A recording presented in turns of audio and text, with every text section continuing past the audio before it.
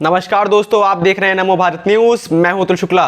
दोस्तों, हमारा देश 15 अगस्त 1947 को आजाद हुआ था, जिसके साथ ही भारत का बंटवारा कर दिया था, जिसका दर्द भारत आज भी भुगत रहा है। और उस समय धर्म के आधार पर एक नए देश का निर्माण हुआ था, पाकिस्तान। और जब इसका निर्माण हुआ था तब किसी ने सोचा भी नहीं था कि एक दिन यही देश, जो वैसे तो भारत का बेटा है क्योंकि उसका निर्माण भारत के अंदर से हुआ है, वह एक दिन अपने ही बाप को परेशान करेगा। और आज की स्थिति हम सबको मालूम है कि किस प्रकार से आए दिन पाकिस्तान कश्मीर में सीज फायर, दंगे, आतंकवादी हरकतें करवाता रहता है। और हमारे आधे से ज्यादा कश्मीर पर पाकिस्तान अपना अवैध कब्जा करके बैठा है। और आज मैं आपको उसी के बारे में बताऊंगा कि कैसे नेहरू की एक गलती की वजह से आज यह मामला यूएन में अटका पड़ा है और पाकिस्तान उसके ऊपर अभी भी कब्जा करके बैठा है। और अब कैसे उसी यूएन के अध्यक्ष कश्मीर को लेकर पाकिस्तान का समर्थन कर रहे हैं, उसके लिए आप यह वीडियो पूरा अंत तक देखते रहिए।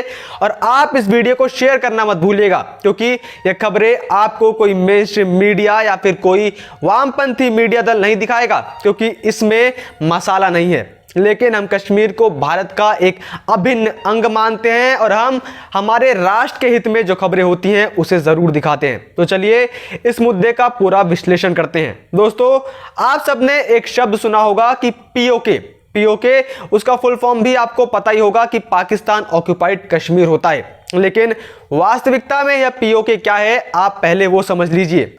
दोस्तों, स्वतंत्रता के समय भारत की सभी रियासतों को भारत या पाकिस्तान अथवा स्वतंत्र रहने की छूट प्रदान की गई थी। उस समय कश्मीर के राजा हरि सिंह थे, वह स्वतंत्र रहना चाहते थे, इसलिए वह भारत या पाकिस्तान से मिलना नहीं चाहते थे। पाकिस्तान की बात न मानने के कारण कश्मीर पर कबायली हमलावर के रूप में पाकिस्तान सेना ने आक्रमण कर दिया, जिसका मुकाबला करने के लिए राजा हरि सिंह ने प्रयास तो किया, लेकिन वह बुरी तरीके से असफल रहे। इसके बाद उन्होंने भारत में विलय पत्र पर हस्ताक्षर किए, जिसके बाद भारत ने अपनी सेना कश्मीर में भेजकर नियंत्रण किया। लेकिन इस समय तक काफी देर हो चुकी थी और जब तक हमारी सेना वहां पहुंची तब तक पाकिस्तानी सेना आधे कश्मीर के अंदर आ गई थी।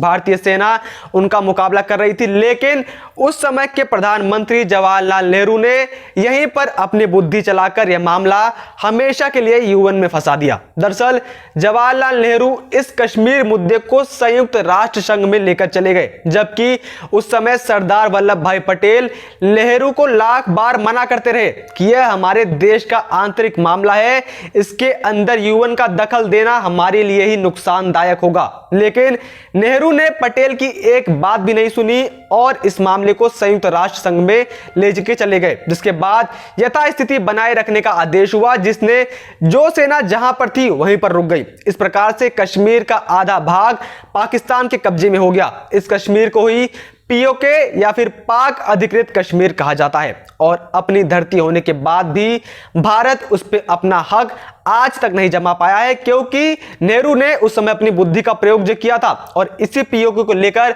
भारत और पाकिस्तान अक्सर आमने सामने आते रहते हैं। और वहीं अब इसी से संबंधित एक मामला सामने आया है, जिसने भारत के लोगों को काफी गुस्सा दिला दिया है। दरअसल कश्मीर को लेकर संयुक्त राष्ट्र महासभा के अध्यक्ष वोल्कन बोस्कीर ने विवादास्पद बयान दिया है। उनके बयान से पहले आपको कश्मीर से जुड़ी एक बात और समझ लेनी चाहिए कि कश्मीर का मुद्दा आखिर जब गर्म है तो आपको 2016 में अमेरिकी लेखिका क्रिस्टन फेयर का एक इंटरव्यू जरूर देखना चाहिए। इस वीडियो में कश्मीर मुद्दे पर संयुक्त राष्ट्र सुरक्षा परिषद के 3 चरणीय प्रस्ताव से संबंधित उनकी एक पुस्तक पर चर्चा करते हुए एक अमेरिकी लेखक क्रिस्टीन फेयर ने कश्मीर पर पाकिस्तान के एक विद्वान के दावे को ध्वस्त कर दिया और किस प्रकार से उसकी बैंड बजाई, वो समझिए।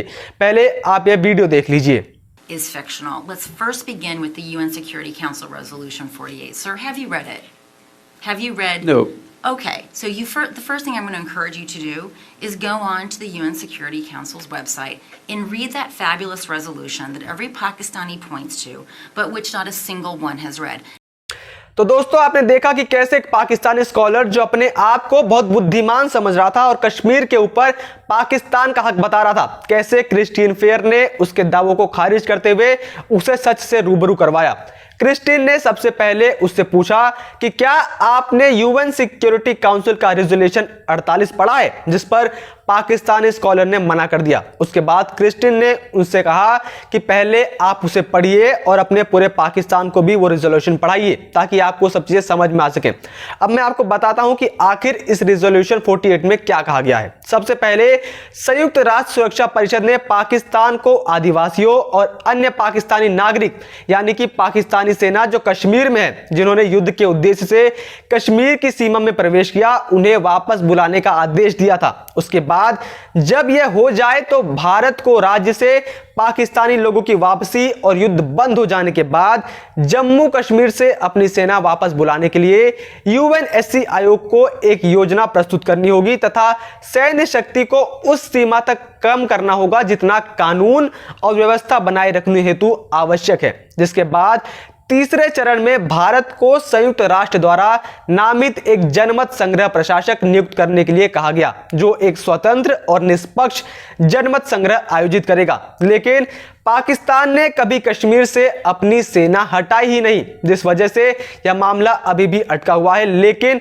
अब यूएनजीए के चीफ पाकिस्तान में जाकर वहां पर खुलेआम पाकिस्तान की बोली बोल रहे हैं। उन्होंने कश्मीर मसले की तुलना न केवल फिलिस्तीन विवाद से की, बल्कि पाकिस्तान से इस मुद्दे को पुरजोर तरीके से उठाने को भी कहा है। इस्लामाबाद में पाकिस्तानी विदेश मंत्री शाह महमूद कुरैशी के साथ बैठक के बाद एक प्रेस कॉन्फ्रेंस को संबोधित करते हुए यूएनजीए चीफ ने कहा कि कश्मीर विवाद को संयुक्त राष्ट्र के मंच पर और अधिक मजबूती के साथ लाना पाकिस्तान का कर्तव्य है। यूएनजीए के प्रमुख वोल्कन बोस्कीर इस समय पाकिस्तान के विदेश मंत्री शाह महमूद कुरैशी के निमंत्रण पर फिलहाल पाकिस्तान पहुंचे हुए हैं और अब वो पाकिस्तान की भाषा ही बोल रहे हैं। और उन्होंने जो बयान दिए उससे साफ साफ प्रतीत होता है कि वो कश्मीर को पाकिस्तान का हिस्सा मानते हैं, वरना पीओके के मुद्दे को पुरजोर से यूएन में उठाने से पाकिस्तान का क्या लेना देना है, जबकि पूरी दुनिया को पता है कि पाकिस्तान ने ही कश्मीर पर कब्जा किया हुआ है।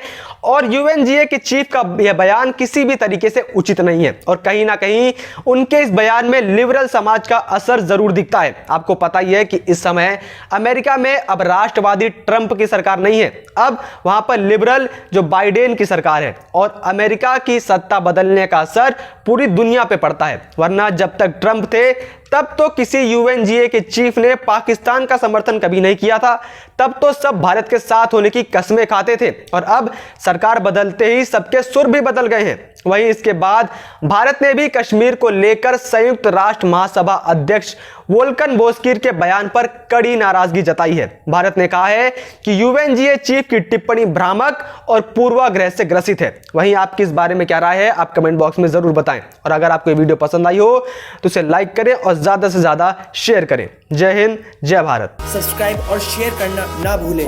अपने विचारों को कमेंट बॉक्स में लिखकर हम तक जरूर पहुंचाइए।